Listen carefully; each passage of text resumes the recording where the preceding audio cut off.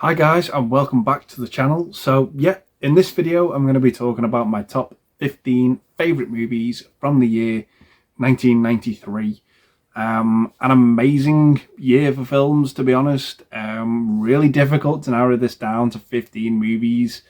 Some of these films are just absolutely phenomenal. But yeah, like always guys, these are just my personal favourite 15 movies from 93. Not everyone's going to agree with this list, but it's just my list, just my personal favourite one. So your lists are going to be different, and so they should be. But yeah, these movies, again, all in accordance with IMDb. They all have 1993 against their name. And I'm going to leave a full list of honourable mentions down below in the description box. So yeah, that being said, going to kick it off with number 15. So coming in at number 15 for me is one of the most important movies ever made. Yeah, it's just a masterpiece, this film. I think it's the best film the director's ever made. And it is Steven Spielberg's Schindler's List. Now, this movie is a technical marvel. It depicts one of the most horrific and most important, events in human history. And it's absolutely brilliant. It's mesmerizing to watch. It's harrowing to watch. It's, in my opinion, the best movie Spielberg has ever made. But for me, as much as this movie has so many technical aspects for it, going for it, it's not one that I rewatch a hell of a lot, and for good reason. It's a harrowing movie. There's just so many upsetting scenes in this film, but I can't not include it on this list. It is just it's just a brilliant piece of cinema history. But for me, out of Spielberg's two movies he made in 1993, the other one for me is far more rewatchable. But that's, again, not taking anything away from this. It is a brilliant film, and it needs to be seen by everyone, I think, at least once. It's a phenomenal film, but it comes in at 15th place for me because the other films on this list I just find entertaining. I have a fun time with those movies. This one is just it's too upsetting at times, but it's just such a brilliant film. So coming in at number 15 for me, we have Steven Spielberg's Schindler's List. So coming in at number 14, we have a movie with Harrison Ford, and that is The Fugitive. This is, again, one of Harrison Ford's best solo movies, I think. What I mean by that is like a movie that's not part of a series or a franchise. It's just a great, solid film where he gives a powerhouse acting performance as this doctor who's been framed and set up for his wife's murder. And yeah, it's just about him trying to clear his name and not be caught all at the same time. And it's just got a great performance from Harrison Ford, a great supporting performance from Tommy Lee Jones, and it's just a great suspenseful thriller. Really awesome acting in this film. And yeah, just have a great time with this one. So coming in at number 14 for me is The Fugitive. So coming in at number 13, we have Richard Linklater's Dazed and Confused. Not a movie I enjoyed at all the first time I watched it, but on second viewing, it really kind of blew me away. It's just, there's not really a plot to this film. It's just sequences of events that just happen at the end of this. These high school kids coming to the end of their time at high school and moving on, and what they're doing with that last day, and how they just sort of celebrate that last day and the events that they get into. It's what everyone sort of does at that time in their life, and it's just sort of captured in this capsule of this movie. And yeah, it's got great performances in it as well. Obviously, Matthew McConaughey, Ben Affleck as the bully. If you want to see a bully get his comeuppance, this is definitely a one to check out. But yeah, it's just another solid, fun, good time of a movie, this one. So yeah, that is my number 13 pick, Dazed and Confused. So coming in at number 12 for me, we have Tombstone. Absolutely exceptional Western, this one, with again an amazing cast. Kurt Russell, Val Kilmer as Wyatt Earp and Doc Hollywood. Yeah, just a wonderful, wonderful Western, packed full of action. Like I said as well, a great cast as well. Bill Paxton, Sam Elliott, Stephen Lang, Michael Biehn. It's just, the list goes on. Yeah, just a fantastic, fantastic Western, this one. Yeah, just absolutely love it. Powers Booth as the villain is great. He was such an underrated actor. One of my favorites, but yeah, the aesthetics to this movie look amazing as well. You just really feel the heat in this film. It's just a great, great Western, great story, great action. Absolutely love this one. So yeah, that is my next pick, Tombstone. So coming in at number 11 for me is The Sandlot. This is just another great coming of age movie, similar to, you know, the likes of Goonies, Stand By Me. You can add this one to that list as well. It's just a great film about these kids in their summer and just wanting to play baseball, and obviously they they play this game of baseball. The main kid in this film, his stepdad has a baseball signed by Babe Ruth, but he doesn't really know the significance of Babe Ruth. So the kids don't have a ball, so he grabs his stepdad's ball and they knock it over into the neighbour's yard. And they've heard so many rumours about this neighbour, the neighbour's dog. It just leads to this absolutely brilliant, hilarious outcome. And it's just such a great time, this film. Really, really enjoy it. If you like those feel-good summer movies, this is definitely one to check out. So yeah, that is my number 11 pick, The Sandlot. So coming in at number 10 for me is a movie starring and directed by Robert De Niro, and that is A Bronx Tale. Yeah, this movie kind of blew me away the first time I watched it. I was really, really impressed by it. It pretty much stars Robert De Niro as this honest, hard-working bus driver who's trying to raise his son the best way he can and teach him, you know, how to get ahead in life honestly. And you also have this gangster that lives nearby as well, who also sees Robert De Niro's son as a son type of figure as he grows up in this area that he lives. And the two of them just don't really get on and see eye to eye, and see that making their way through life is very different from one another. And it just has this amazing dynamic because the main kid in the movie is just, you know, he's torn between the two. They both give different life lessons, and it's just a really, really interesting movie. And it kind of also turns into this Romeo and Juliet-esque story towards the end of the film, and it just really works for me, and I just absolutely love this one. I wish Robert De Niro had directed more, because this feels like a Scorsese movie, which is the biggest testament I can give it. It's just a real treat for the eyes, this film. Really, really enjoy it. Great story, great acting, and yeah, just a phenomenal film. So coming in at number 10 for me, we have A Bronx Tale. So coming in at number 9 for me, we have Wayne's World 2. The first Wayne's World movie that I watched out of the two of them. I absolutely love the second one. It's my favourite out of the two. I don't think it's the best out of the two, but it's certainly my favourite. It's the one I enjoy the most. It's the one I find the most entertaining.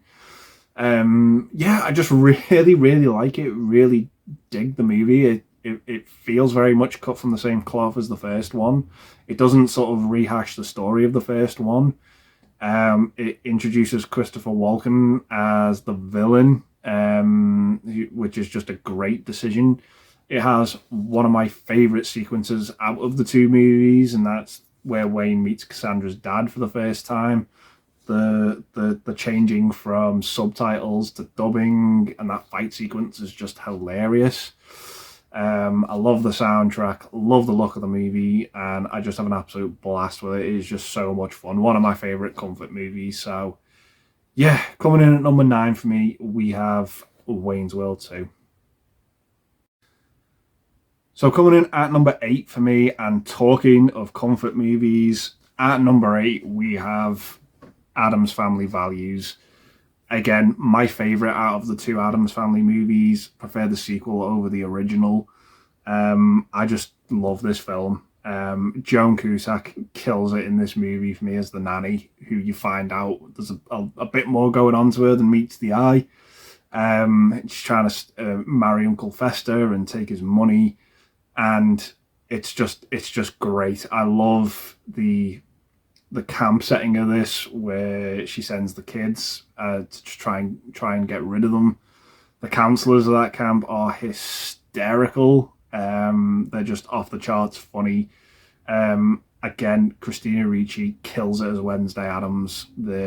She is just the star of the movie. It's her movie. She's the hero. And again, Raul Julia, Angelica Houston have amazing chemistry as Gomez and Morticia. It's just one of my favourite movies. It's such a comfort film. I can slap this movie on anytime and just have a great time with it. It is just so fun.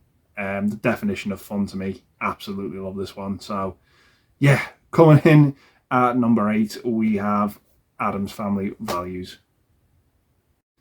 So coming in at number 7, we've got one of the earliest movies I ever remember owning on VHS, and I used to watch it constantly over and over and over again. And it is Robin Williams in Mrs. Doubtfire. Yeah, just, again, so entertaining. Robin Williams is just great and firing at all pistons, doing what he does, you know, at his best for me. Which was probably what I got out of it the most as a kid, was just Robin Williams' performance in it. But as an adult, I really sort of feel for him and Sally Field's character in the movie, that their marriage is on the decline and coming to an end. And the movie doesn't really see them get back together. It sort of is, yeah, they're divorced and this is the status quo now.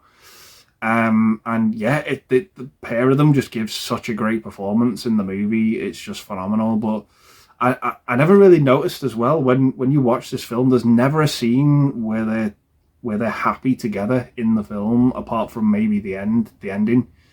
It's really heart-wrenching and heartbreaking, but it's for the best. And it's a movie that wouldn't be made today, definitely, that's for sure. But it's a fun, good time, and it's just so entertaining. I just really enjoy it. So yeah, that is my next pick, Mrs. Doubtfire.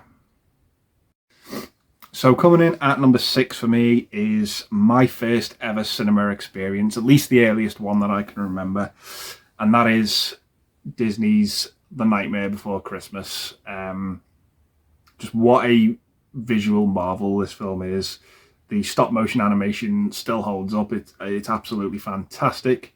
Yeah, just really enjoy this one, about Jack Skellington, who is the king of Pumpkin Town, this Halloween realm, and once again he's grown sick and tired of the same old thing, to quote the movie, and he discovers Christmas Town and wants to sort of bring that new life and new energy to Halloween Town, but sadly, like, oil and water just don't mix. It's the same with Halloween and Christmas. It just comes to some tragic and devastating endings when he tries to integrate the two of them. But it's a really, really interesting take, and I just really love the movie. I love the look of the movie. The music in it is great as well. It's just an all-round great time, this one. So yeah, absolutely love it. So coming in at 6th place for me is The Nightmare Before Christmas. So coming in at number 5 for me, we have Michael Douglas and Joel Schumacher's Falling Down. Yeah, just my favourite Michael Douglas movie, I think. Absolutely great concept about this guy who is really at the end of his tether and just decides, you know what, fuck it, I'm going to just try and get home, and I'm just not going to let anyone get in my way or stop me, and I've had enough of life. And Michael Douglas just captures all of that brilliantly in this film. Robert Duvall's great as well as the police officer who's been assigned with trying to find him.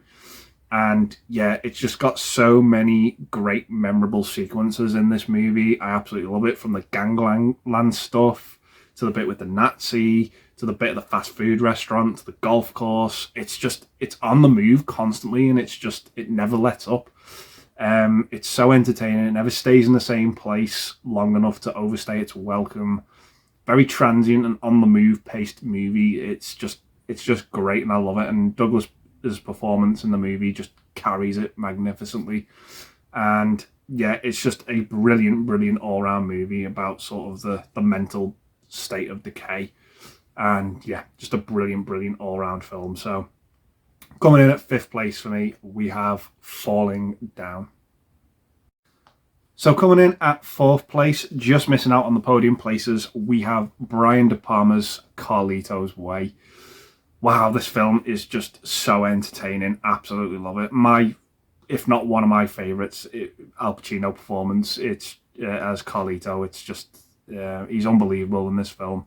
Sort of as this gangster who's just been recently released from prison, and all he wants to do is live a normal life, get away from the gangster lifestyle, and just be on the straight and narrow. But unfortunately, there's all these surrounding elements that try and pull him back in to that way of life. Particularly his lawyer, played by Sean Penn. He's a fucking tit in this film. He's just so annoying. But he's played brilliantly by Sean Penn. But my God, it's brilliant to watch him become so unhinged in the movie, and just overstep the mark, cross the line. But yeah, it's just a great character study with a great cast as well. Absolutely phenomenal. Like I said, Sean Penn, Viggo Mortensen, John Leguizamo. Just a great cast. And that ending at the train station is just squeaky bum time. You are on the edge of your seat. It's phenomenal. So yeah, coming in at number 4 for me, we have Carlito's Way. So coming in at the 3rd place for me, taking the bronze medal, is Quentin Tarantino's written and Tony Scott's directed True Romance. Talk about another movie with an ensemble cast. Patricia Arquette, Christian Slater, Gary Oldman, Christopher Walken, Dennis Hopper, James Gandolfini, Brad Pitt. The list goes on. Absolutely phenomenal movie, sort of about these two people who meet on this one night and fall madly in love with one another. They get married. She's a call girl, and he has to go and pick up her stuff. He picks up the wrong case, which has a hell of a lot of cocaine in it, and they decide to sell it to a movie producer. That's the movie. And all the characters we meet along the way are so great, so injected with life. Just absolutely great time of a movie. It looks great. The ending to this movie as well is just phenomenal. But what really helps it along is Tarantino's dialogue. The material he's written here, especially for Gary Oldman. Gary Oldman gets lost in this film. He's that good. He disappears completely, and all you're left with is Drexel, this terrifying pimp. But yeah, all the other characters as well definitely have a lot of fat to chew here. It's just, they're so good. But that ending for me is just phenomenal. Just what a great action sequence and a great third act to this film. Just phenomenal. Tarantino kills it with the dialogue in this film. Just absolutely great. So that's my 3rd choice, taking the bronze medal. Coming in at number 3, True Romance. So coming in at number 2 for me, taking the silver medal. It might be a surprise to some people, but 2nd place for me is Steven Spielberg's Jurassic Park. A landmark in the realm of cinema for me. This movie is just phenomenal. I absolutely love it. The cast of characters, the story about trying to start up this park where we've cloned dinosaurs. Just so many likable characters in it. Wonderful filmmaking from Spielberg. Similar to Terminator 2, this movie knew when and when not to use CGI. Completely blends it wonderfully with practical effects, despite as well CGI still being in kind of its infancy. Yeah, just an all-round great film, great looking movie. The dinosaurs in it are phenomenal, and yeah, there was just nothing like this at the time. Absolutely love this film, just think it's great. But yeah, that is my number 2 choice, taking the silver medal, Steven Spielberg's Jurassic Park. So that leaves us with one movie left, and this movie for me is, I absolutely love this. It's my favourite animated movie of all time. I just love this film. It's possibly the shortest film on this list. It only clocks in at 73 minutes. But my word, this film just crams so much into that runtime. And it's my favourite Batman movie of all time as well. And it is Batman, Mask of the Phantasm. Based off the animated show, which is my favourite TV show of all time. This movie absolutely bombed when it came out. It had such a weak trailer. But my God, this film, the content in it, the story in it is absolute gold for me. It's just wonderful. There's a new villain in Gotham called the Phantasm who's wreaking havoc, picking off all of these gangsters. And Batman has to try and figure out who it is. And at the same time, we get a really good, detailed backstory for Bruce Wayne as well, about how he was going to be in love and going to get married. And you've also got the Joker thrown in there as well, who's wonderfully voiced by Mark Hamill. This film just is a whirlwind of such, you know, like I said, it doesn't have a very long runtime, but my God, it's on the move. It's so well paced. There's a lot going on in it, and it's just a phenomenal movie. And at the time of this recording, we are getting a 4K of this next month, which I have pre-ordered. I can't wait to see that film in 4K. Because it's just a gorgeous looking movie, great soundtrack as well, absolutely phenomenal film. So yeah, coming in at number 1 for me for 1993 is Batman, Mask of the Phantasm. So yeah, those are my top 15 favourite movies from the year 1993, guys. Gonna leave the video there and say thanks very much for watching. Stay safe, and I'll see you in the next one. Bye for now.